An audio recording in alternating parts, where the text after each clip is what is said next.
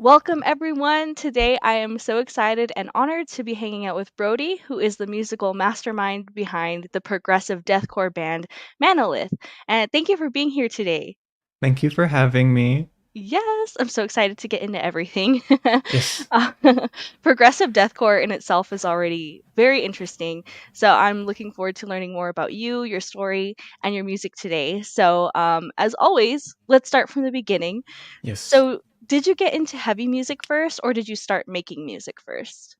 I think I definitely started making music first, like as a kid. Of course, I like listened to like rock music or whatever as a kid, but I started making music before I got into any kind of like heavy stuff. Awesome. And when you started making music, what did that look like for you? Was it digital, instrumental, vocal, and what genres of music were you mainly into back then? So like realistically as a kid, mostly just I was exposed to just whatever my parents kind of showed me or whatever was on the radio, whatever CDs that my dad had. Just like a lot of whatever classic rock kind of stuff, nothing crazy. And I would usually write music with my younger stepbrother, who, funny enough, now he's the guitar player in the Zenith Passage, the tall blonde guy, Christopher. He would play the guitar, and then I had a bass that we would just kind of like make up little songs, and it was just whatever little kid stuff. Which eventually, like after being in like a band in school, I played saxophone for like 7 years. Then I during that time found more like heavy music and started to actually write using Guitar Pro. It's like the whole tablature software kind of thing. And then from that, I moved on to like MIDI instruments and started to actually like make music and produce and things like that. That is so awesome. And what a trip. Like I had no idea you were like related to member of the Yes. Zenith Passage. Somewhat related, not like biologically, but Yeah. like we're related. Yeah, exactly. Yeah, I have a stepsister, so I guess Right. everybody's how much you consider how much you're related varies, but Right. that's really cool. You grew up making music together. Yes. So when and how did you get into heavy music, and what were the first bands you were introduced to? I got into heavy music probably more in like middle school.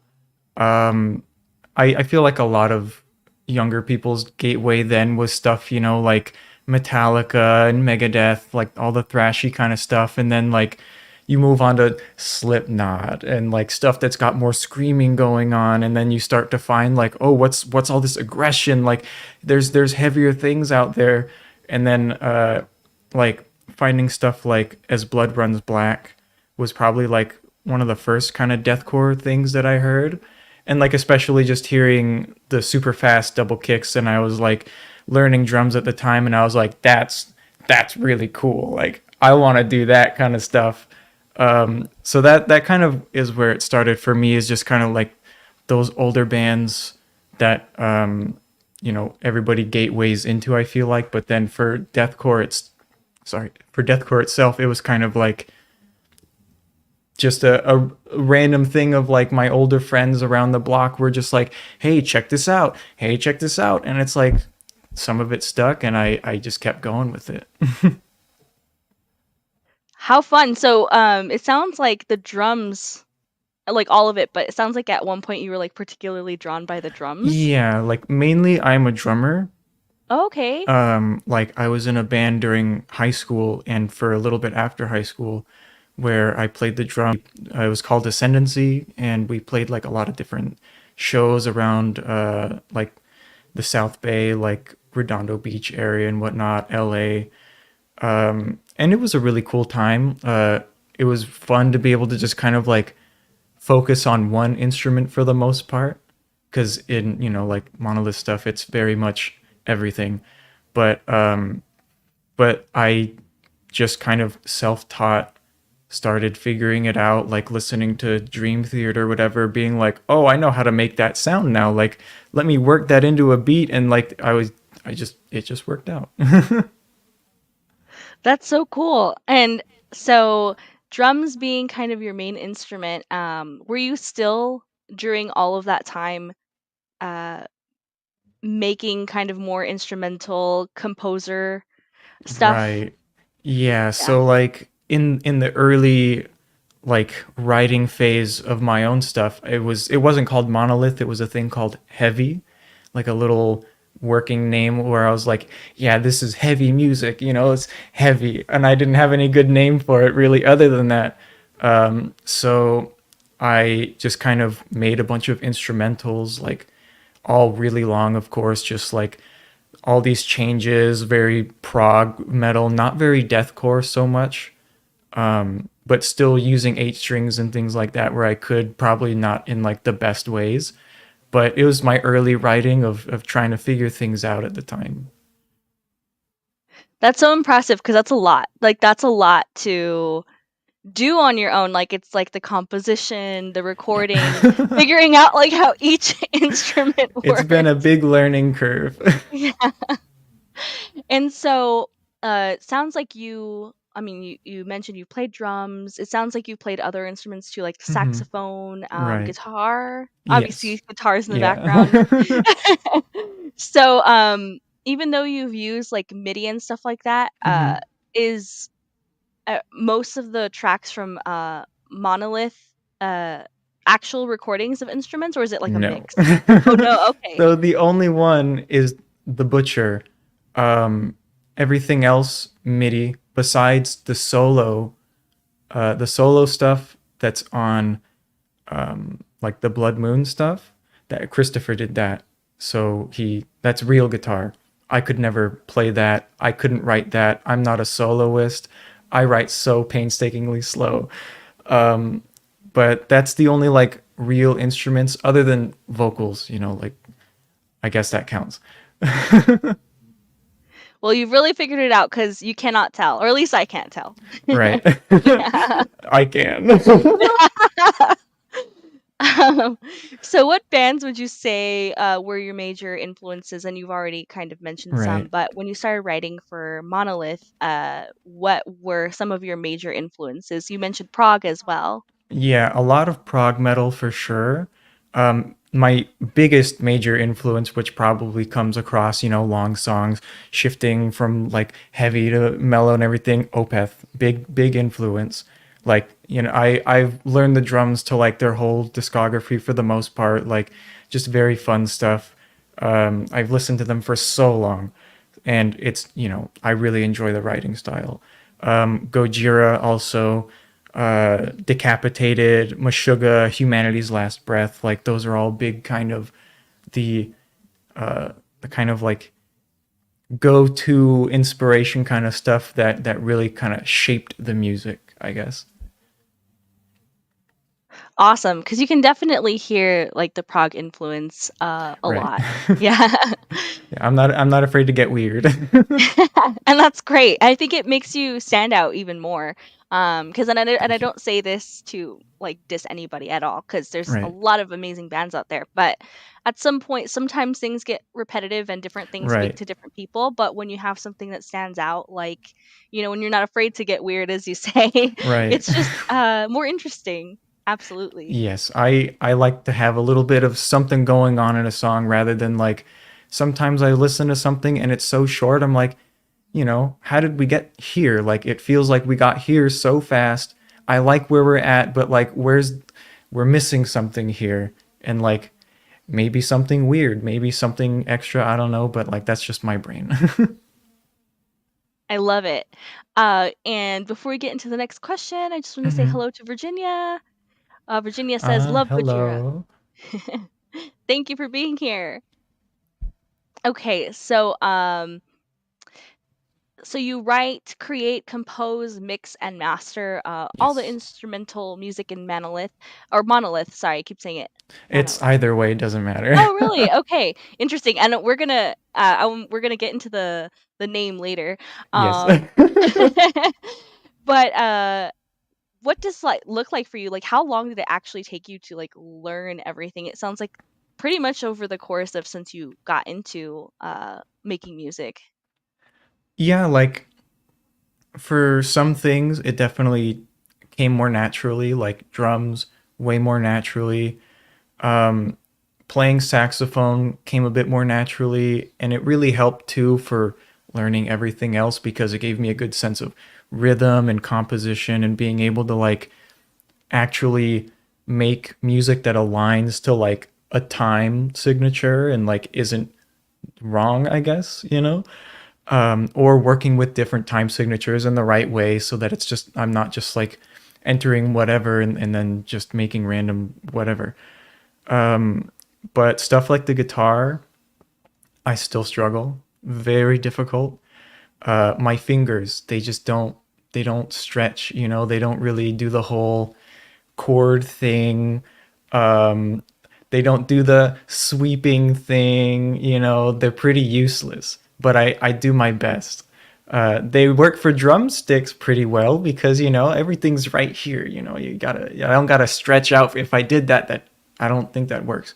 But like, yeah, those were like the guitar, bass a little easier, but still kind of hard like the guitar. Like that's just the worst sitting there take after take trying to get just the right takes. But it's still fun to play. Like I don't hate it or anything like that. It's just I struggle with it. I totally understand that. I used to play guitar a lot more than I do. I barely touch it now, but those bar chords, like I can't do bar chords. Like it's just not gonna happen. No, I can't. To Yeah. be honest, I don't know any chords.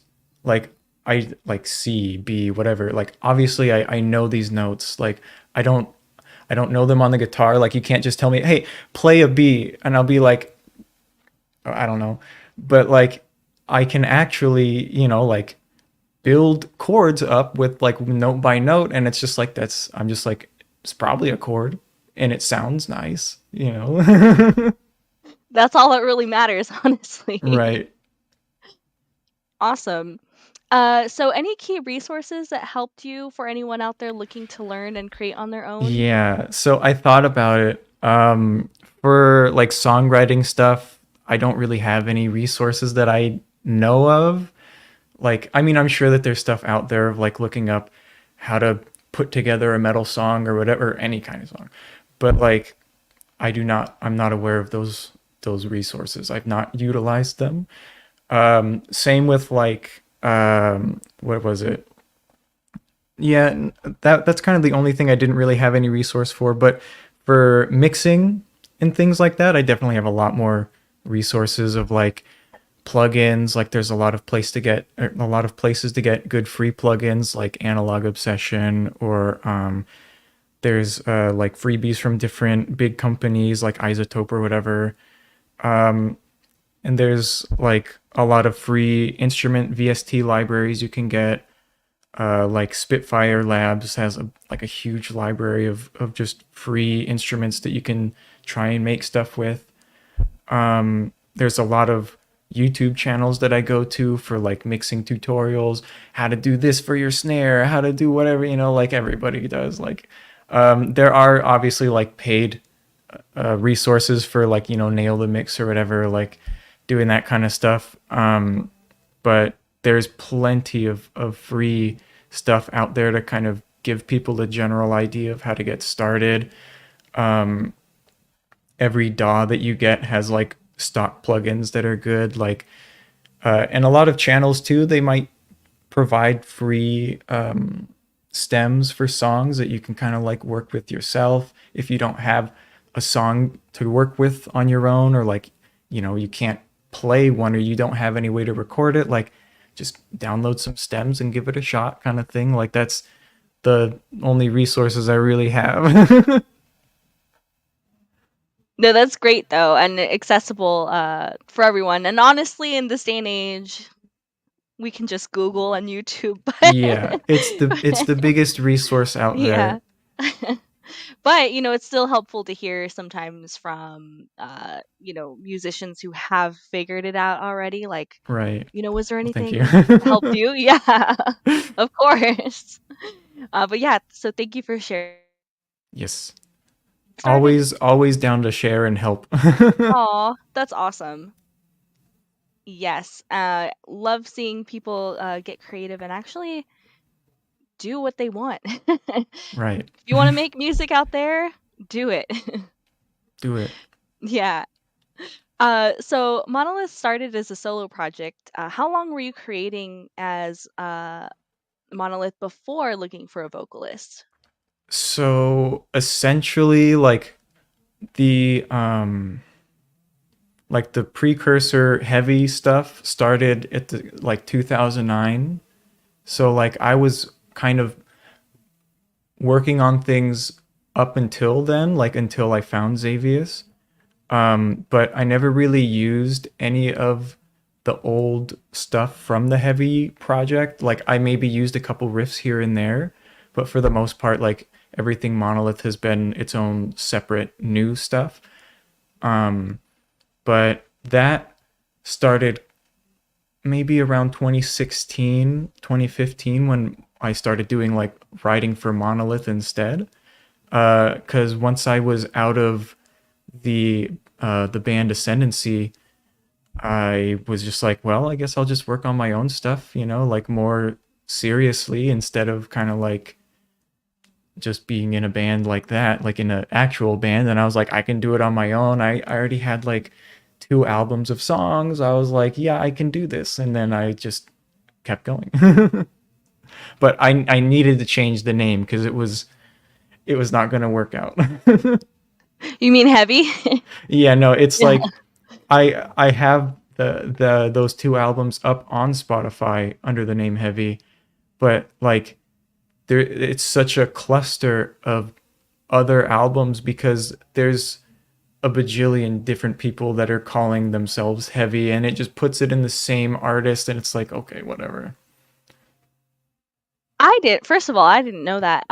You just explained one of the mysteries that I've experienced with other bands of the same Right. name. And I'm like, this isn't the same Sometimes they have a band. song pops up, you're like, what's this? Like it even Yeah. happened for Christopher. He has a solo project called Dreamer, and one day I opened Spotify and it shows an EP, and it's like not his artwork, it's not his logo. I'm like, what is this? Did he do this? And then I listened to it, and I was like, it's indie rock. It wasn't bad, to be honest. And then I messaged him about it. I'm like, is this yours? Did you do this? He's like, no. And it got sorted out later. But it's something to do with like when you're uploading, there's some kind of artist ID that you have to make sure it matches like with yours. And they probably didn't do that when they were uploading it. So Interesting. Okay, well that's good to know. A lot of new and interesting things I didn't know that you just shared. So thank you for that. Um, so for those watching who might not know, Mhm. Xavius is the vocalist of Monolith and is a death metal slash deathcore vocalist who started uploading vocal covers on YouTube Mhm. in October of 2016. So were you actively looking for a vocalist when you found Xavius? No. Like, Oh, well, okay. not exactly. So at the time I was like, how can I get vocals on my stuff? Like how can I do this? I didn't know how to like reach out to somebody really because I was just like too nervous, too shy. So I found this like ow, this vocal library of it was called Voices of Rage or something like that. It's like this virtual instrument scream library of like words and some phrases, whatever. It wasn't going to work. When I tried that, and that was like the only option that I felt that I had to do it on my own, I was like, I have to find somebody. So then, I went around on YouTube and I was just like watching vocal covers, whatever, but not like looking for somebody. I was just kind of like looking around. And then I see just like this this guy's face on a thumbnail, just like looking like he's just doing a big scream. and it says it's a cover of Infant Annihilator, and I'm like, for Blasphemian, and I'm like, I gotta see this. Like this looks good. Like, I don't know. I had to see it. And it was wild. Like, it was just an iPhone mic, like on the headphone, and it was with like Smule, and it just sounded like crackly and bad, but he sounded amazing. And like, I was like that's the most perfect voice that I could picture for the music that I'm trying to make. And so I like instantly reached out. Like, I found his email on YouTube or whatever, and then I sent him an email, and I was like, I'm doing this project. Are you interested? And he said, sure. And I was like, wow, that easy. That's crazy. That is so cool. It was like meant to be. Right. But yeah, I mean, I feel like that speaks like volumes because like vocals in itself, I mean, it's such an art form and an instrument, and you have to like Right. know how to use it. Mm-hmm. And I got to speak with Xavius a few weeks back, and that's what he Right. was talking about. Like, there's like a right way to do it where it doesn't hurt you, and Yes. obviously that takes a lot of skill. But modern day technology can kind of make you sound better than you do. So the fact that Right. you found him when it was very obvious that he didn't have those Oh things, yeah. that's I awesome. heard him, and it Yeah. was like one of the most solid voices I'd ever heard, for real. Like, it was just a brick wall of voice. And even in like mixing his stems and everything, cuz I mixed his a lot of his vocal covers over the years, and just like also mixing for our music and his music, because I've mixed a few of his rap songs.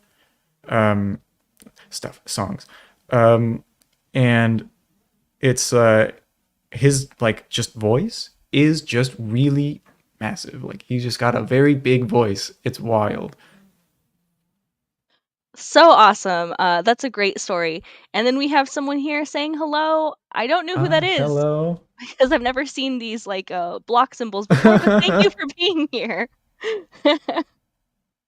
Wow, so that's really cool. Um, so what well, actually, you already explained what that process looked like to actually start working with Xavius. So you did your first song together. This is Yes. sort of already legendary. The Fudge, which is a Yes. 5-minute, 21-second song, which you both have said was basically like a test to see how you would work Right. together. But it is one of the most unique and interesting songs I've ever heard. It's Thank you. basically, yeah, absolutely. For those who haven't heard it, it's basically a progressive funk slash deathcore song with death Pretty metal much. vocals, and the lyrics are a fudge recipe. So Yeah. people went nuts when Doja Cat listed out a cake recipe, and I was like, I think Monolith did it first. Right. Although I didn't even know that she had a song that was just like a cake recipe. Like, I've Yeah. listened to her stuff, not recently, but like, I had no idea. Yeah. I only know like from like social media stuff, Right. people that's why I say people are going crazy for it, and I'm like, "Oh, they need to hear the fudge." But I don't know if they need to. well, I think they do. Oh, thank you. Yeah. But I've been like obsessed with that song since I heard it. And I love how the song continues to be surprising throughout. Like it's got like this Right. calm, cosmic sounding Yeah, it like intro. flows from like a nice little funky something, and then it gets a little more like, like, oh, little ramping things up, and then it gets to more of like a heavy chorus, and then it's ramp things down a little bit, and then it's heavy, and then it's a whole thing. Yeah, it's amazing. It's an amazing adventure for anyone. You should definitely go check out the fudge. Yes. Um, but yeah, I love everything about the song. There's so many layers. So how did you come up with that whole concept for the song? Right. So that was just like, at the time, just a song that I had been working on for fun. Um, just kind of like trying out weird things. It like, you just have an idea in your head, and you just kind of progress on it. And then I wanted to write something that was, it wasn't going to actually get any heavier. Like, I wanted to write something that was funky, and like, when it's just the bass and the drums going for a little break, like, I didn't plan on things breaking in as they did. I just planned on it being like a funky jam, but I was like, it doesn't feel like that, like, and I got kind of bored. I was like, this, I don't want to just like make some boring funky jam. So I busted out some layers and some synths, and I had I had just gotten like the plugin Massive. It's like a synth plugin. Just trying out a bunch of random patches and things like that. Just has some cool sounds. I'm like, yeah, let's put that and that and that, and then it just kind of like evolved into this whole thing, like from one riff to the next. I think the chorus riff too. Um, I forget which came first, but there's like these few like slam songs that I made like for fun. They sound terrible, but there's one that has that riff really slow. But I probably made the one in the fudge first before I made that. But anyhow, yeah, the it was an instrumental at first, and then when I reached out to him, I was just like, I have a song. It's nothing serious, like just to get just like test the waters, and like I wanted to see how his own, because like just with whatever lyrics, it wasn't serious. So I gave him a fudge recipe, and the name of the song too, like it was a funky song, but it was sludgy. So I said fudge. I combined the words, but so I was like, here's lyrics essentially. Let's just see how the flow goes, like of how you kind of compose your own vocals on this. And I let him have free reign. And I was just like, send in whatever layers you want, however it goes. Just send it to me. He sent the funny bits in the beginning and the end and whatnot, like just free speaking. I thought that was great. And it worked. I don't know.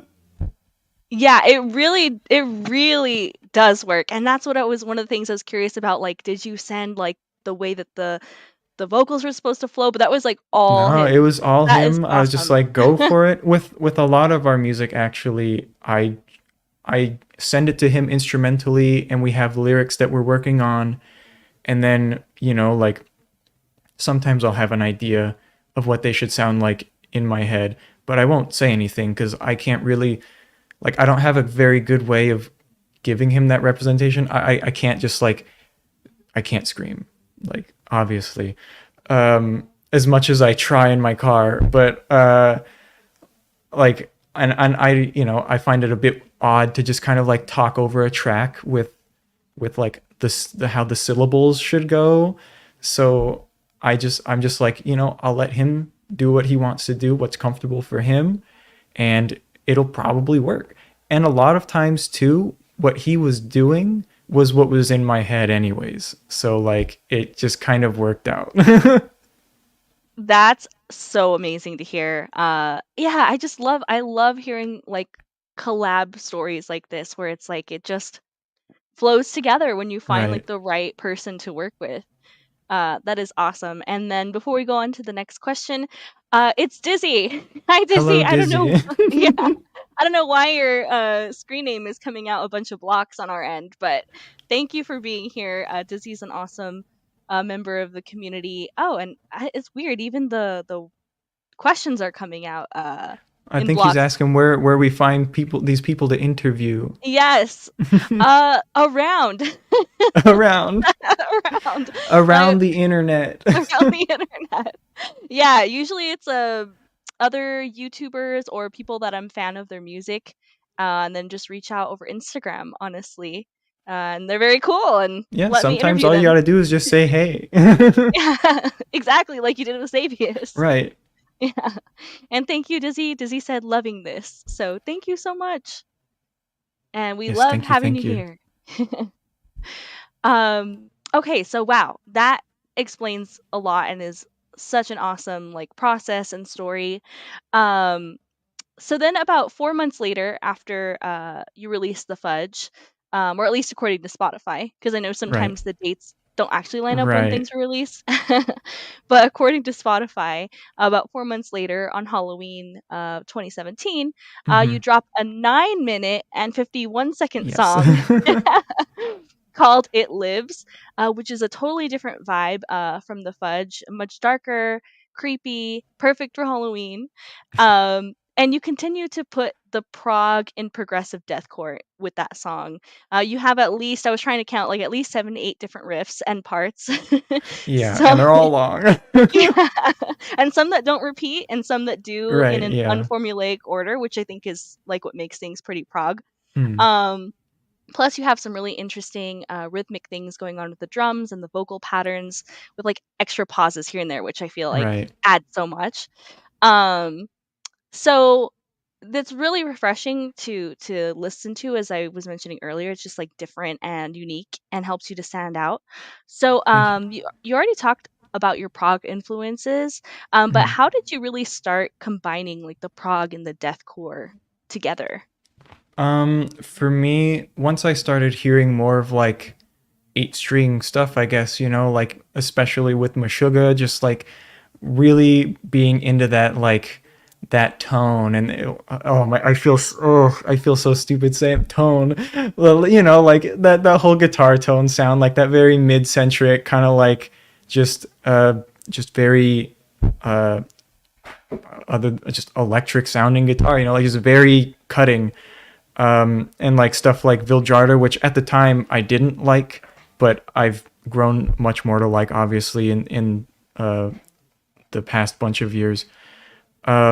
But like just hearing that, and also feeling like, because a lot of my stuff is more drum centric, because I'm a drummer, that's like sometimes I write the guitar riff first, but sometimes I have a drum pattern, like especially for It Lives. Like a lot of that was mainly like fun stuff to do for my feet, and then having guitar chords to chug along. But oh, sorry, I got lost. It's all good.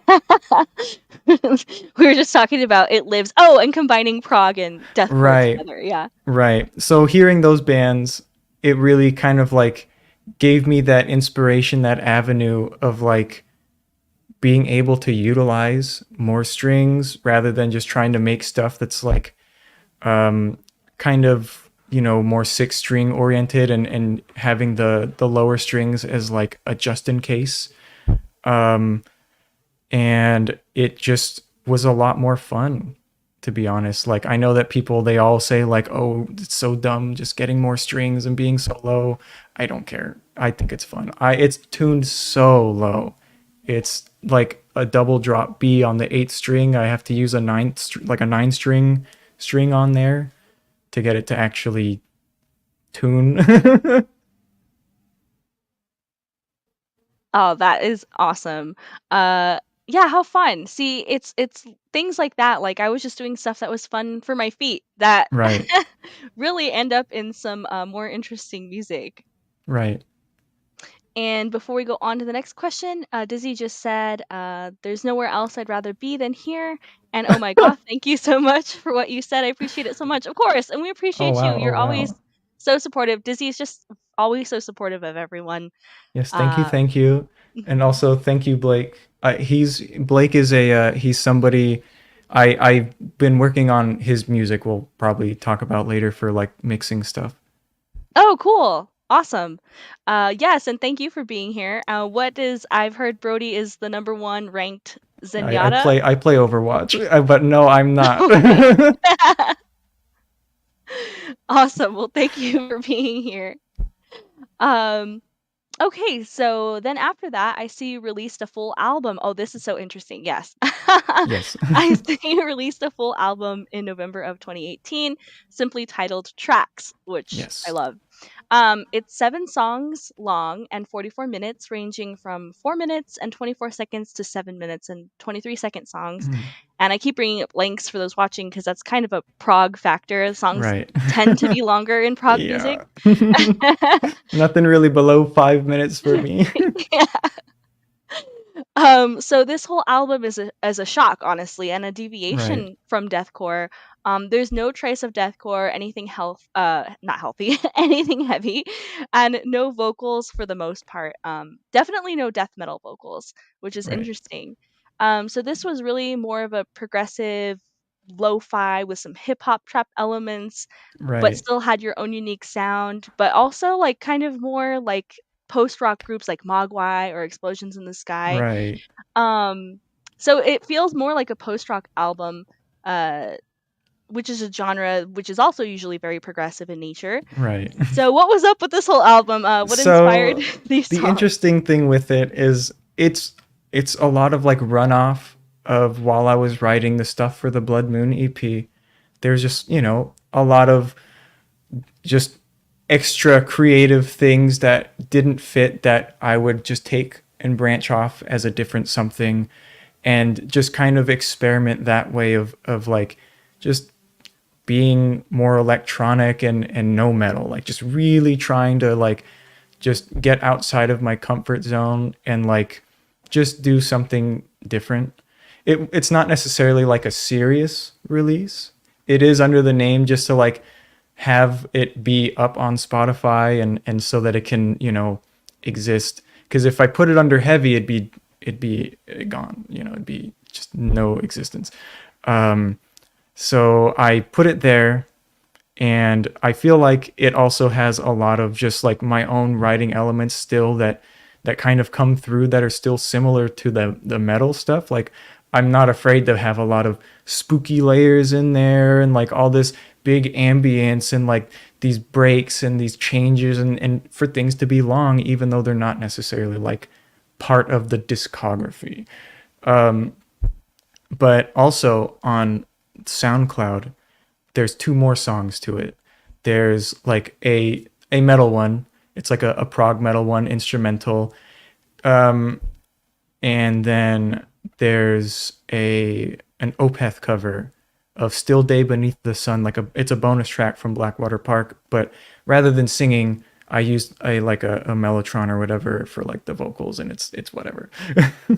But I didn't put those two on Spotify because for the Opeth one, I didn't want to have to deal with like some cover license garbage.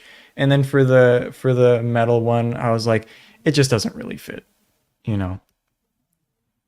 Okay, interesting. And that explains a lot too when you explained earlier about like the heavy and how everybody named Right. heavy gets mixed together. Yeah. Yeah. But yeah, it's a great album. Totally different from the other Monolith stuff, but still really, really awesome and Thank interesting. you. Of course. Um, so let's see here. Then there's the return to progressive deathcore.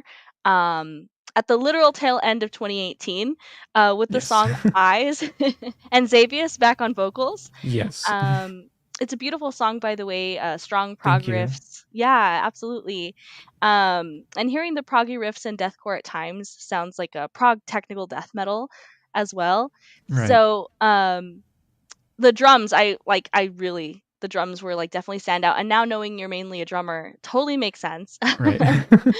But you even have some cleans in this song. So who's doing Yes. those cleans? It is a YouTuber. She's Christina Rotondo. She's in the UK. She does a lot of like more acoustic covers of different like metalcore kind of bands. But I really wanted to have like just a singing voice in the song, especially just for like the acoustic part that comes up, because it just it felt like it needed it. I couldn't do it. I didn't feel like it needed my voice, especially, and at the time I didn't know how to sing, but I feel like my voice would have just been kind of the wrong timbre, like just the wrong kind of fit.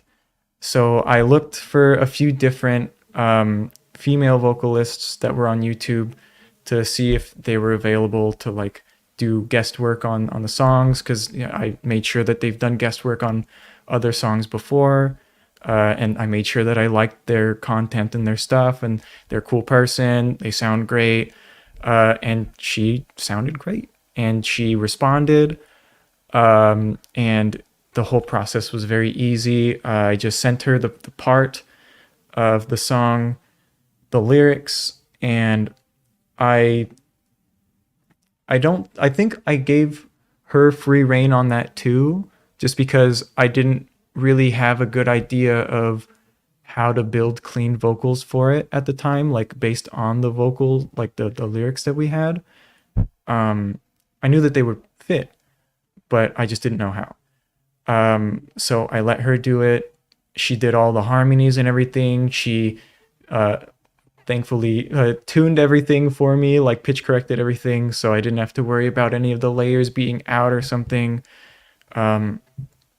Semi-processed, so it was like slightly compressed, whatever, already, and just kind of easy to fit in, put stuff on, and it worked out really well. And then once we got that, I had Xavius go back and do the call and response over some of the lines that were supposed to be like thematic, like in the story of like the spirit entity thingy whatever, or the cult whatever, just kind of like like chanting it with her kind of thing, like it's a duet in a sense. Definitely. And I love that you brought up timbre. That's like such a It is a very interesting. music term. Yes. For anyone listening, everybody knows what timbre is, but maybe doesn't know the word timbre. But for anyone listening who's not sure what that means, it's basically like you have the note, right? Like you could be singing the exact same note as Same someone pitch, else. Yeah, different same sound. pitch. Exactly. But it's just because the sound of your voice is unique, and you can understand it too with instruments. Like you can have a guitar playing the exact same, Right. the guitar just sounds different from an oboe. Exactly. Like Yeah. it's not going to be the same. Yeah. And same with voices, like it just wasn't for me. It was Mhm. not my spot.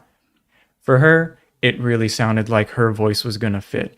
If not her, I was also I was going to reach out to Lauren Babick, but I never heard back. But that's okay.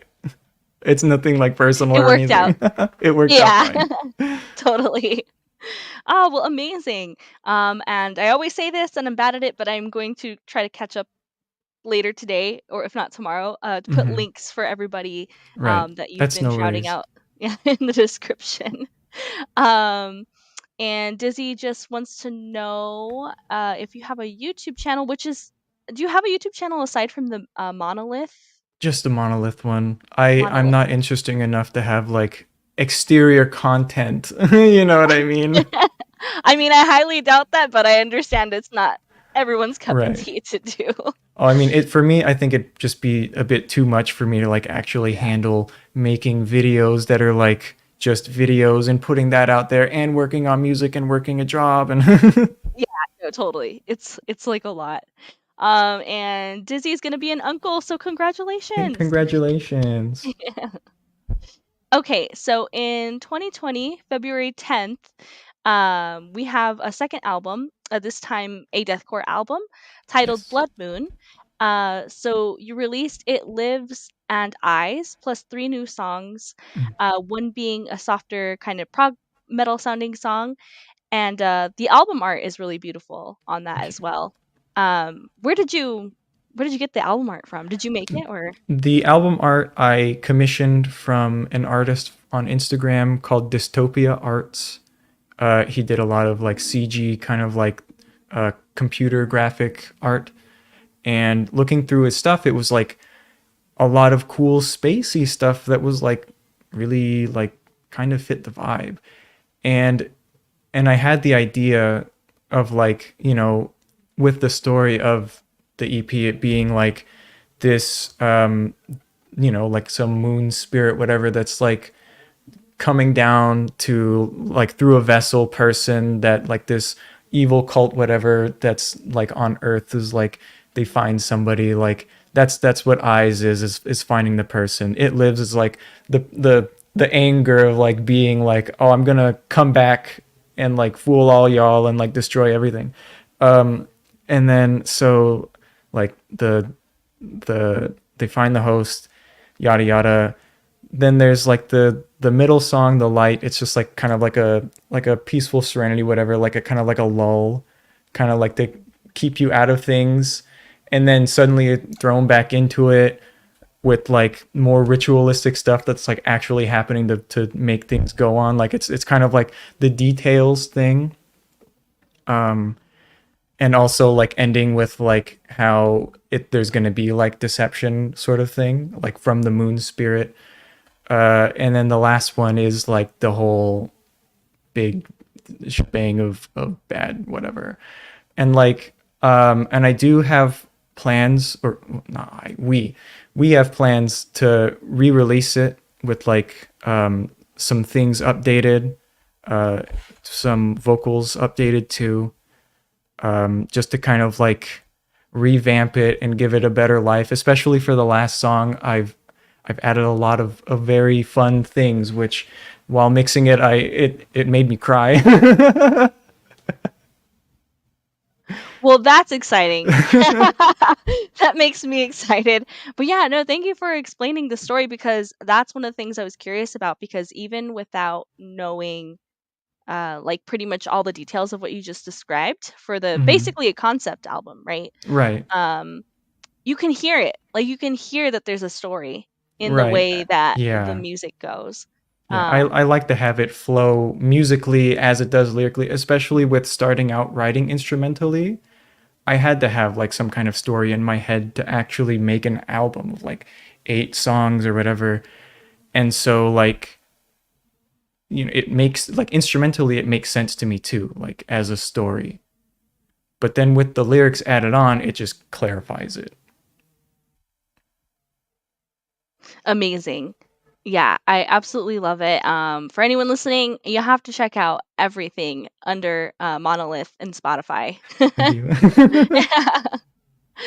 um, so that was in 2020 February, literally before the pandemic and all that. Right. Like literally before. Um, Right. so did that have any impacts on your musical plans? Um, Not really. It's always been something that's very at home, very independently done. So there's never been like any kind of hindrance, other than just still working, I guess. Just working through everything. But no, the pandemic didn't really, at least it didn't really affect me. I can't like speak for Xavius because like he's all the way out in Texas, and he's got his own stuff going on. Definitely. And I think that's interesting though, because of the way that you both primarily, or at least at this point, and with Monolith, it's digital, it's Right. online. So Xavius actually said the same thing, like, no, it didn't really affect Yeah, it him was just musically. kind of like things keep going. Hmm. If anything, the only thing that like hinders it is just life. As it usually Right. does. Yeah. Okay, well, thank you for sharing that. And then Blake said, Brody's music paints a very vivid picture. Thank you, Blake. Absolutely. Okay, so before we continue to dive deeper into the music, I'm curious about your band name, and Yes. also what was going on with you personally through all this time. So, starting with your band name, which you said could be pronounced Manalyth or Monolith, and Right. it's spelled Manalyth, Yes. seems to be a play on the word monolith, Yes. which is spelled spelled with an O instead of an A at the beginning. So, for those watching who might not know what monolith means, it has several meanings, and it's usually like a great stone, or some type of building material consisting Yes. of like a rock, which it's usually supposed to have like some significance or purpose to honor something. Or it's a system or organized structure that's large and uniform and powerful. So how did you come up with this name, and is there any kind of deeper meaning behind it? Okay, so um there's not really like a big deeper meaning. So then for the band heavy, I had a really garbage logo that I drew. It's bad. But it was like it looked mirrored. I was like, that's cool. And it was also like it was just a little out there. So it's like I still have it visible on like SoundCloud, my website, everything. But the the middle of it, it's like this like archway looking like a monolith, right? And so I was just like, I will repurpose this A as a branding thing, as like a big kind of structure, and that'll be like the main picture for the band is like it's a monolith. But the name Monolith, not super original, already taken. You go on Spotify, there it is, bands. So I was like, I can spell this different and it'll still be the same. So like mana, whatever, like magic, and then lith because Lyth is a lot funner than Lith for the ending, you know, like gotta be cool, gotta be special, gotta be different. So that's kind of like the whole origin behind it. And I integrate the archway into all the artwork that we have. So like on the Blood Moon one, it's like imprinted on the moon on the head. Tracks, it's, you know, like the only thing pretty much there, I think, unless it's not there. I forget what it looks like now. And then what's it called? And also it's like, oh, like Blood Moon goes through it on the cover of it. And then on like the Butcher, it's in the bird's eye. On the fudge, it's in the coffee bean, or not coffee, it's in the fudge beans, whatever, like it's kind of imprinted, burnt in there. I always make sure to have it there somewhere. I didn't even notice that. Yes. I think I'm more like attention to detail auditorially than like visually, so I'm gonna have Right, to go back and look at everything. But that's really cool because even if it's not this like deeper like definition meaning, right. that's like very still well thought out and Yes. like intricate. Yeah. So I love that. And to your credit, when I search monolith with your spelling, That's all that nobody pops else comes up. up. Yep. So you did it. You did it. I found the gold nugget. I found the one that nobody else spelled it this way. Absolutely. And like on every social media, I don't have to put like official. Well, I mean, on YouTube I had to because it just made me put like a second name. But like everything else, I can just do monolith. It's never taken anywhere. I love it. Except in video games, it doesn't let me use it a lot of times for uh, where A starts and L ends. Oh, interesting. Yeah, because that's a bad word. So games are like, you're just trying to hide that. Oh, oh, weird. Yeah. I'm surprised Instagram didn't do that because they do that sometimes too. No, I got lucked out, I guess. I don't know. Awesome. Well, thank you for sharing that. Again, once again, very interesting. So getting into more personal things, Mhm. you are a trans femme, non-binary person, Yes. primary pronouns being they, them. Mhm. So when I interviewed Xavius, he mentioned that you had come out sometime after starting to work together. Mhm. And I know that gender identity is very different, unique, and personal for everyone. So if you don't mind sharing and sharing whatever you feel comfortable talking about, what was that period of time like for you from understanding Mhm. that you were trans femme, non-binary to coming out? Well, yeah, at the time of like figuring it out more so and like kind of exploring it more, was around like maybe 2020. um, I unfortunately had broken up with my first girlfriend, and just kind of like in that time of being on my own and working in therapy on myself and working through things, I started to learn things about myself, you know, and I just started to get more comfortable with trying to be more of what I felt myself and more comfortable with. And uh like definitely at first it was kind of like I had to hide it or whatever, and kind of like be kind of sneaky about it just because I didn't want to be judged or anything. But eventually I was just able to kind of be like, this is how I am, you know.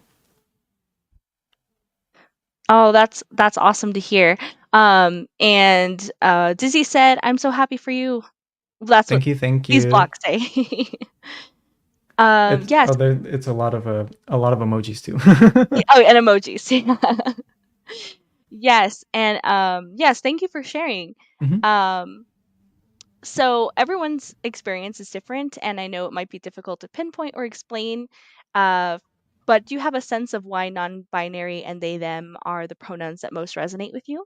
Yeah, it's just like I just don't really feel like I align so much with like the societal gender norms of like male, female. Like it's just like I scale things more on like masculine, feminine more so because I think that gender is just like it's a social construct, whatever, you know, like it's like I know it's the whole meme and everything, but it's true. Like it's just made up. Um, I don't feel very like linked either to my biological like birth, sex, whatever, because it's just I am flesh bag, you know, like it is what I am, and whatever I want to be is what I can be, kind of thing. So I'd rather be me instead of trying to be who I'm not. That totally makes sense. I feel like that would be a cool band name. I am Fleshbag. I It's a new side project. Yeah. Amazing. Well, no, I really appreciate you sharing, more personal things, Hmm. because I know that there's always someone out there who can relate. And I think the more that we share, things that, like you said, are social constructs, that whenever we're like living outside of these social constructs, Right. it can be difficult, but it can also be freeing as Yes, well. very freeing. Mm. Awesome. So what makes you feel most yourself, and does that continue to evolve in the context of gender identity specifically? Yeah, just kind of like I guess, dressing more affirmingly, just finding what works for me.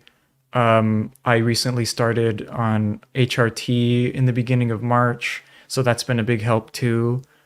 Um, but like just kind of just working like on like just being connected to my emotions and with therapy and everything, and just kind of growing that way to make sure that I keep going forward with like healthy habits and just like being comfortable with who I am and at all the stages that I'm at, kind of thing.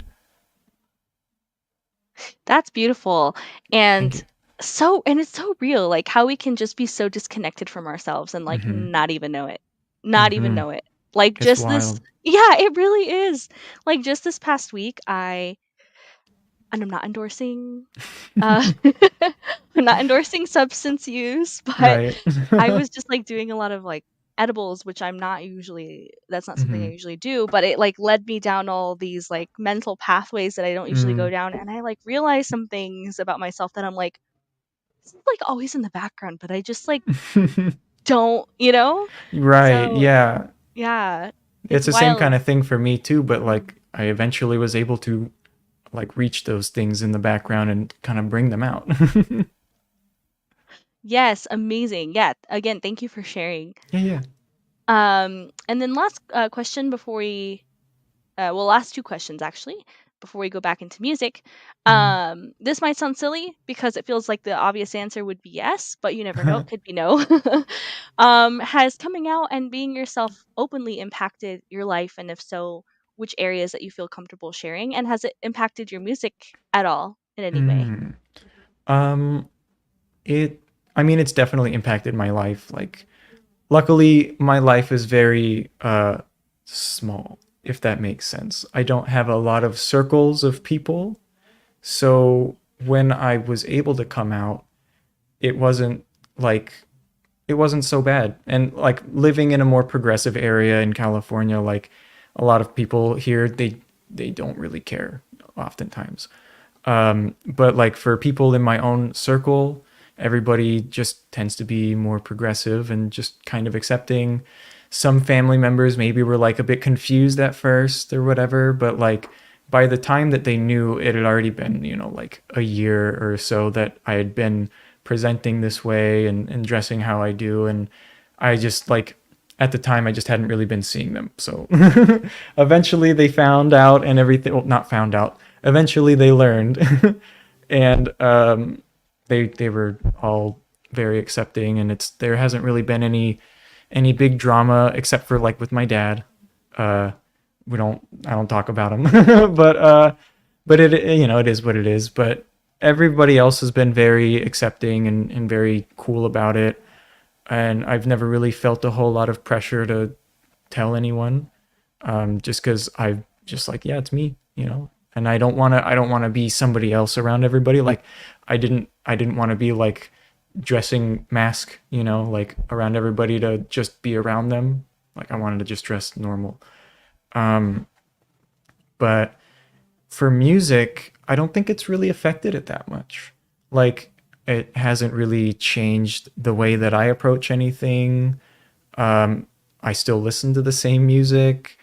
Um, yeah, it's just been more of like a social thing, if anything. But and my music itself, um, yeah, we never usually do a lot of like topical lyrics that are like, you know, current event based or political or anything like that.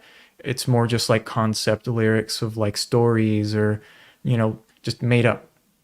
Because for me, that's always been the music that I've been mostly attracted to, is people making up fantastic kind of like stories that are concept albums that are really fun to listen to all the way through. I like that, so that's what I want to do. Not to knock anybody that makes political music, so I listen to it, you know, of course, but it's just I couldn't put myself out there like that. Like politics are wild. So true. And yeah, like you said, there are people who focus on that and that's cool, and then there's people who focus on the big fantasy, and I feel like you have to have both, Right? honestly. You have Yeah. to have people talking about reality and what's going on and the hard things, but you also have to have like the beautiful Yeah, or places to like go just to. something made up, you know, something that Yeah. ain't real. Yeah. Totally. Well, thank you again for sharing that. And Hmm. then, last, before we dive back into music, for a little bit, for me, mental health is such a huge and important topic. So, if you feel comfortable, what has your mental health experience been like through your life, and have you had any struggles? And Oh wait, you cut off for the last bit of this question. I think you're still I froze. frozen. Yeah. Yeah. Okay. It happened. That's okay. What was the All right. second half of the question though? Oh yes, let me just go back to that. So mental health is super important. So if you feel comfortable, what has your mental health experience been like throughout your life, and have you had any struggles? And if so, what's helped you get through those times? Right. Um, I mean, throughout my life, for the most part, I was always kind of like very quiet to myself. So like my mental health was mine, which very limited access to range of emotions and stuff because I just, you know, I mean, not that my parents were like neglecting me or something. Like obviously, I was okay, but like for things on like a deeper emotional level, I definitely it's helped me in the past maybe 4 or 5 years now that I've been doing therapy, to just kind of like connect with my emotions and to be able to process different situations going on around me, like whether it be going through a breakup or like just day-to-day stresses or how to just deal with anything really, and have like a healthier way to manage myself instead of kind of like being quiet and just shutting down, you know.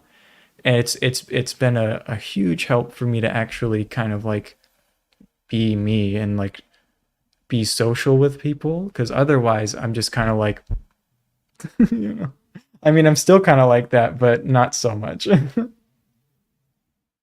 Definitely. Yeah, that totally makes sense. And you just mentioned I think it's like important that you are highlighting like being in touch with your emotions, because that's such a huge part of mental health. And because we say Hmm. mental, sometimes we confuse like emotions are like a huge part of mental health, if not Right. like one of the biggest aspects of it. Yeah, they're definitely Yeah. like coinciding, but like Yeah. your mental health is just a range of things and your emotions are another range of things. Hmm. Yeah. Absolutely. Um so you mentioned like doing things, or doing things to stay healthy. Were Hmm. these practices that you got through therapy, and what are some of the kind of main things that you do for yourself? Uh, I mean, for me, I need reassurance sometimes for like health things. I have a like I mean like I get weird about my own like physical health and stuff, and like I'm very hypersensitive to like sensations that are going on. So like having better tools to be able to like calm myself down and get through the anxieties when something like that happens, or if like there's something socially going on with somebody, instead of just like jumping to a conclusion of saying, man, they really suck because of this. It's like having a better way to like slow it down, look at the situation and kind of break it down in my head to like have a better response about it, rather than like just kind of getting lost in my emotions and just saying words and like actually being able to construct how I feel. that's super real, and good advice for anybody, honestly. So thank you again for sharing that. Mm. And then I want to check in because we are actually past the hour, which just Oh, does it just flew sorry. by. But no, it's not you. It's I have like a million questions for you. Um, so if you're comfortable, we can keep going through Yeah, all the I'm questions. good. Yeah, Okay. I'm good. I just wanted to check because I was like, I didn't know if Oh, yeah, no your worries. time was spoken for or anything. Hmm. Okay, so before we hop into the remaining questions, getting back into music, uh, Yes, we are all flesh bags. yeah, Dizzy says we're all flashbacks, which is so true. And skeletons. Sometimes I get really Yes. excited thinking like we're skeletons. No, yeah, I have like I have a big skull back there. His name's Chester. Oh, Yeah. that's awesome. I love that he has a name. Yes. Okay, is that any relation to Linkin Park or No. I mean I like Linkin Park, R.I.P. Chester, but yeah. it's just the name for the skull. Nice. Okay, so getting back into music and the end of your discography on Spotify, Hmm. in October of 2021, you released an 8-minute and 31-second song Yes. titled "The Butcher," Yes. another masterpiece combining Thank you. deathcore, yes, and elements of genres that are inherently proggy, like post rock and Yes. technical death metal. What would you like to share about this song? Oh, I think I cut out. Well, we will be back. If we froze, we will be back. So I'm not sure Song, what anyone's doing out can you there. still, are we back? Yes, Can we're you hear me? back. Yes, I can hear Okay, you. cool. It That I was weird. I don't know what happened. it pretty much just cut off after I don't know if you heard me ask. Oh, I heard the whole Oh, you question. You're did. good. Okay, okay. Yeah. Okay. So that song is quite the mishmash of different things of its writing. Um, it started with that intro riff of just kind of being like a kind of odd sounding whatever in my head that I really wanted to get down. I was like, I need to get this down. So I recorded it really quick, and I was like, and I just got into 8 string guitar too. Like, so this now it's all real instruments moving forward. Except for the drums, that's still MIDI and like whatever strings or horns. Like, I can't do all that. Come on. But so I recorded it down, and I was like, okay, this is cool. And I was like, this is totally an intro. And where it like, where it like kind of drops out and it has that whole gap and everything, that was just all I had at the time for a little bit. And then I had like a vocal idea that was kind of going over with it, which Xavius was also able to get without me telling him. It's just what he sent to me, and I was like, great, this is perfect. But yeah, the after that, I was just kind of like trying to figure out, because I was like, I want to keep this going, and I was working on some other songs at the time that were like not serious, and um like for the chorus riff, I was making this meme of a song to like, so there's a song called "I Want" by I think his name is Maiden TYO or whatever, like some rapper. It's like just some kind of basic rap song, but the intro sample was super cool. It was like really thal, like really neato, kind of like that semi-delayed reverbed pluck sound, that clean sound. And so I pitched it down to match my tuning and everything, and to be in key. And then I like just noodled along some riffs and stuff like that. And then that, like, well, I guess it's not the chorus riff, it's the post chorus, or the really slidey one, like the held out slidey thing. It's like it was for that song, like to go over like some rap beat. But it worked really well, and that's why it, like, I had a lot of good space and inspiration for the trap beat itself to fit in after it, because it was kind of going over one to start with, obviously a different one, but I was like, that's really cool. So let me utilize this meme idea in this song, and it's gonna be cool, and it kind of worked out. And then going along through like all the different parts, like I like to have acoustic bits and things that go soft, but I never had anything yet that was just like a simple stripped down acoustic part. And like I really liked that, like especially with Opeth doing stuff like that, I was like, I want to do that. Like I want to figure out how I can work that in. And that's where I also tried singing. I got to re-record that, to be honest. When I recorded it, I had COVID. So I really got to like put some work into that and get it revamped at some point. But I just, I was practicing singing in my car. I'm just self-taught. And I did my best, and I think it worked out okay for that. I'm not the best singer, but for the part, it's okay. And then like having that shift of keeping things, so like lyrically, it flows lyrically. Like the first half of it is all very aggressive and stuff like that. And then that second, like that middle part is supposed to be like a very sentimental thing, because the lyrical content is like, it's a bird. It's the bird. It's the hunting habits of the bird, of the little shrike, it's called. It's like I think a West African bird, if I'm not mistaken, or North African. But it impales like its prey that it hunts down on like thorns and barbed wires, and lets it kind of just like cook out in the sun and comes back later to eat it. Pretty brutal.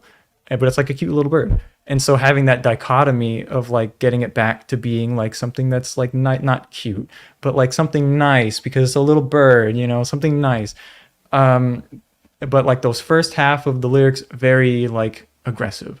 And then it gets to the middle part where it gets more like sentimental sounding, as if the bird caught something that it doesn't want to kill, sort of thing, but still hungry, need to eat, so it's like, sorry, buddy, and then it gets to the bit afterwards where it's just like a big scream and everything, like imagery of like just putting the thing on the spike, whatever, like that's the thing. And then the song just keeps going on, and then it ends, consumed, whatever, right? Like just that kind of fun stuff. And the big breakdown for that song too, like the big giant, like with all the horns and the strings, and it leads in with an earthquake and everything, like that's like a really, really old riff from the first set of songs that I put out with the Heavy name. It's like with a big breakdown of like the second to last song that I have, or whatever, like it's the big thing, and I just reused it. That's so amazing. Like, there's just so many layers. I mean, like, the fact that your music has so many layers, it makes sense that there's like all of these pieces and all of these inspirations. Yeah, my ADHD keeps it going. Keeps it very interesting. Yeah. But how did you like get inspired by like the bird to make that the I just concept? thought, like, because I forget where I had learned about it, but I just saw it and I was like, that's brutal. And in general, nature can be really brutal. Like you could make a whole album about birds just doing terrible things because that's just what they do. They're adorable, but they're so bad. Like I love them, but they're just terrible to their own kind. And like they'll just do terrible things to other animals because they're birds, I guess. But like I like that just taking sort of just something that's sort of unseen, so nobody's really kind of like thinking about it, and to be able to reframe it and amplify it in kind of like a story or like some sort of way that people can, I mean, not necessarily relate to cannibalism, but like, but relate to like, like that nature is brutal kind of thing. And like that's metal, right? Absolutely. I love that highlight. Taking something that might seem really mundane and highlighting like Right. how brutal it really is. Yeah. Amazing. So earlier you mentioned that you're planning on re-releasing some things with Manolith. Yes. So are there any, is that kind of like the main focus right now for what's going to be Uh, next? Not that's not the main focus right now. Like it's something that's kind of working on in the background. Mainly just like getting vocals ready to go is the big kind of like thing that is like the next step. But beyond that, I've more so been like working on mixing other things currently for Blake, who I don't know if he's still here, but for the past couple months, I've been working on that.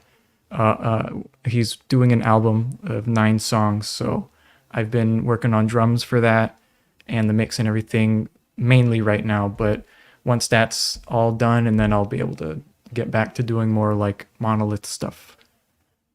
How cool, and how did you all meet? I know that you do, for anyone Hmm. watching, Brodee does offer mixing and mastering services, which you can find at the link in the description below as Yes, well. my Um, website. yes. So how did you all meet? I believe I put I think he was on Reddit. He was looking for somebody to do mixes, and I just sent my link of my page of my mixing services. It has some audio samples, clips on there of like some other stuff that I've mixed, and then he was like, "Yes, okay." And then we got in contact, and we've been working together. We put out an EP last year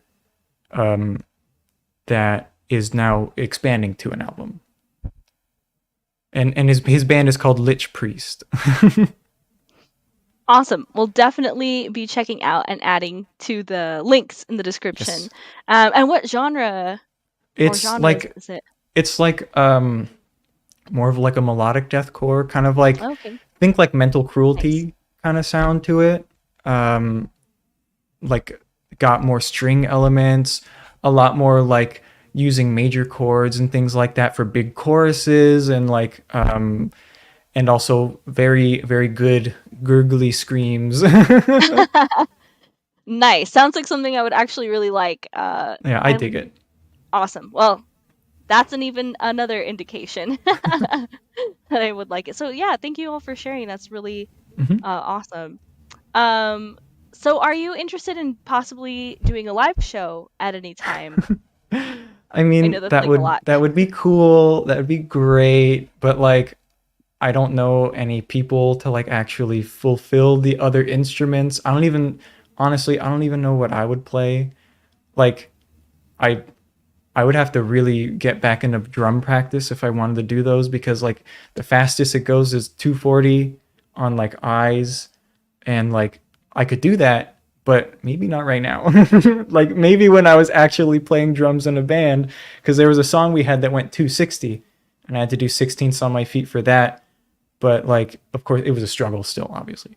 But for my own stuff, like the guitar parts, I didn't make them like, even though for the EP they're MIDI, like I didn't make them so complicated or challenging that like they're not playable.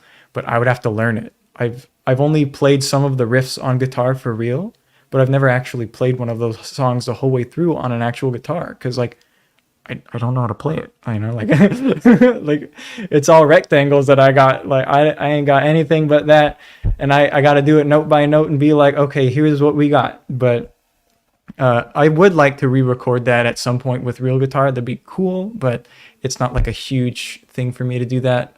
Playing live, yeah, I'd probably do drums if I had to, but I don't think there's really like a big chance in the near future or anytime really, because I don't have the resources, and also he's all the way out in Texas. I'm out here. Like that's a big logistical thing.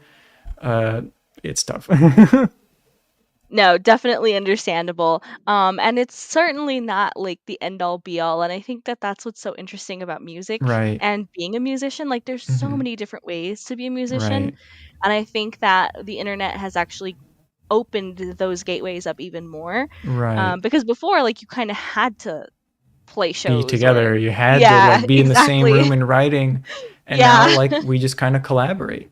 And Hmm. then it's nice too cuz we don't have to be on some strict stressful time schedule of getting something released or whatever. Like we got stuff going on. Like we can't work on it all the time. We like I get it that bands, you know, they're on a label. They get a set amount of time set out to like go into a studio and record the songs that they've already prepared. But like that's not how it works around here, you know? It's just different.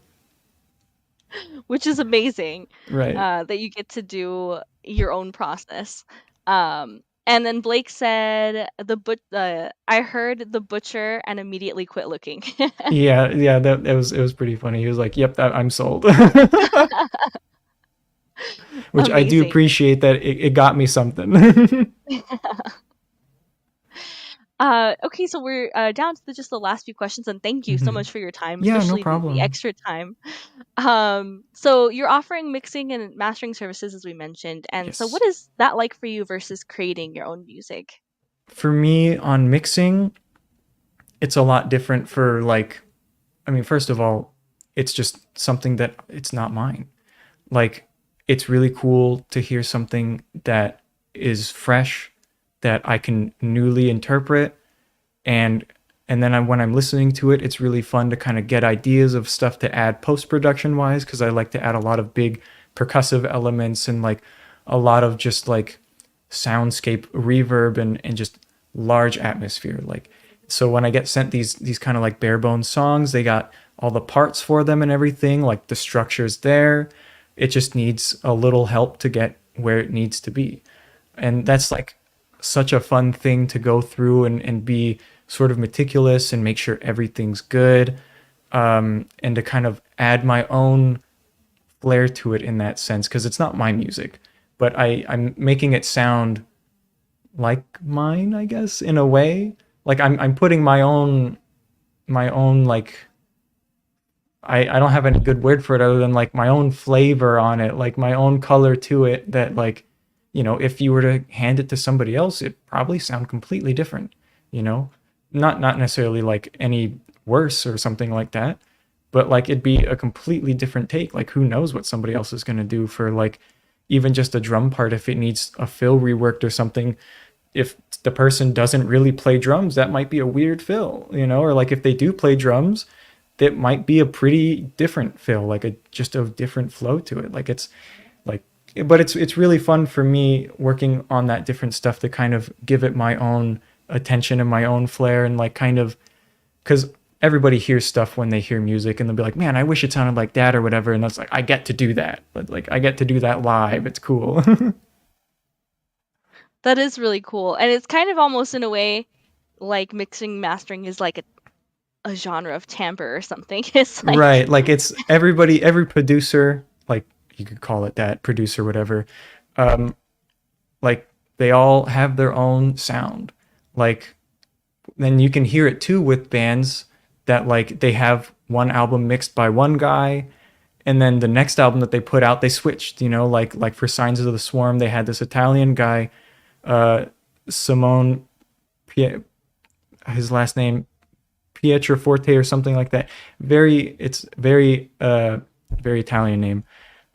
He was mixing their stuff for like a couple albums, but then when they switched over to like their most recent album, they went to Josh Schroeder, and it's completely different.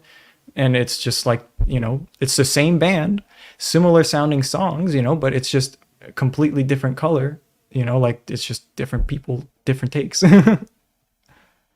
how cool. I think mixing and mastering doesn't get enough credit for like how much it Right. adds to the final sound. Yeah. So Like that's there's a really lot to the cool. writing, but getting it to sound how the listener is going to hear it is a whole other element. Amazing. So is there anything that you wish someone would ask you? I thought about that, but like, I don't know. I usually, I guess I wish people would ask me sometimes for like different stuff about mixing or whatever, but like it's no biggie. Like I'm not making it like advertise or something like, hey, if you have any mixing questions, ask me. But like it's always cool to get people asking, because there's like a few friends that I have where I help them like learn how to do different mixing stuff, and we like send things back and forth and kind of send ideas and like techniques, whatever. But yeah, nothing really else other that I could think of having other people ask me. Well, you heard it here. Maybe not first, but you heard it here. Yes, here at a point. Yeah. Send Brodee your mixing question. Yes, not all of them, just some of them, please. I can only handle so much. I'm not that social. Maybe like 1 out of every 100 that you have. No, yeah, like maybe like 1 a year. No. That sounds reasonable. Yeah, I can handle that. I got that. Yeah. Amazing. So thank you again for your time. This was so Yes, fun. thank you for the interview. Thank you for having me. Absolutely. And it was definitely very interesting, which I was anticipating. So thank I'm you glad so I could much. be interesting. Oh, I think I froze. Oh, are we back? I think we're back. I think so. Okay. Yeah. But yeah, no, thank you. And last question, what are Yes. you looking forward to for yourself, personally and musically, for the rest of the year and the foreseeable future? For me, just being me, just continuing on like HRT and just doing all that jazz. And then for music, we have a few songs that we're working on. We have one with lyrics that are done. The song is like done. It's just we gotta get the vocals recorded. We gotta get it all put together. Gotta adjust some things. But we've got maybe I think I have like 6 songs so far that are like there's ideas and riffs and stuff going on for them that a few of them need more finishing. But there's another one that will hopefully be out soon. Very exciting. And as Blake said, everyone go listen to Manalyth. Yes, listen to us. Links in the description. And then last, before we sign off, is there anything you'd like to say to anyone watching? Now or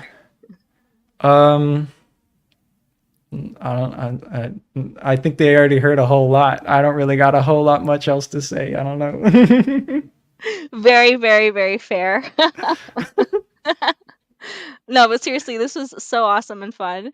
And I had a good time. Appreciate it. Yay, me too. And thank you everyone who participated in the chat. Yes, thank you for y'all who were here. Yeah. And we'll be seeing you around the internet for sure. And maybe in real life, who knows? Perhaps you might see me walking around somewhere. I don't know. I don't walk around that often. I don't know. You see me at the store. I don't know. Don't say hi, please. This is real. This is just so real. Just take a photo of me, post it online, and say I saw you, and I'll be like, whoa, cool. But don't say hi to me in person. I don't know. No, don't do that. Don't take photos of me in public and send them to me. That's creepy. Don't do that. Oh no, did we cut out? Are we back? I'm so sorry. I think we're back. What a time to cut off. That was hilarious though. I was saying though, but actually don't anybody take pictures of me in public and send them to me. That's very creepy. Don't do that. Okay. I was gonna ask. I was like, oh, is this preferable to coming up and saying hi? No. Like, don't do any of it. Don't say do hi. it. Don't take pictures. Just message me online, sure, but yeah. I am Ghost in real life. Yeah. Okay, amazing. I love the honesty and the self-awareness. We need to promote that more. Yes. So don't go say hi, but definitely go enjoy the music. Yeah. You can say hi to me in public, but I highly doubt it. There's one time though that somebody recognized me in Overwatch because my account name is Manalyth, and they said check out their music. I'm like, oh, I'm like, out of all the like thousands of people that play the game, how'd you get in my server? But I was like, that's wild. That's the That only is time I've awesome. ever been like publicly recognized. I love it. And that's like probably the most comfortable scenario as Right. well. I was like, Yeah. yes, not face to face. It's the universe. It's working. Yeah. Aw, well, thank you so much. Seriously, this was really fun. Yes, it was very And fun. for real, we will be seeing you around the internet. Yes. Bye, Bye. everyone.